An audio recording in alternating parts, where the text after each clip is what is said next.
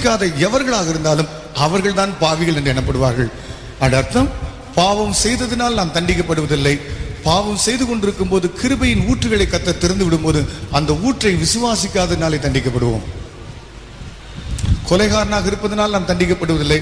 கொலைகளை செய்து கொண்டிருக்கும் போதும் திருந்தக்கூடியதான ஒரு கிருபாதார பலியை கர்த்தர் நமக்கு தந்து, இவரை நம்பு, உன்னை நான் தப்பு வைத்து விடுகிறேன் என்று சொல்கிற நேரத்தில், கொலையை நாம் செய்து கொண்டிருக்கிற நாம் இவரை நம்பாததுக்கு தான் தண்டிக்கப்படுவோமே ஒழிய கொலை செய்ததுக்காக தண்டிக்கப்பட மாட்டோம். சால்வேஷன் விசுவாசிக்காதவர்கள் மேல் ஆக்கினை தீர்ப்பாக முடிந்துவிடும்.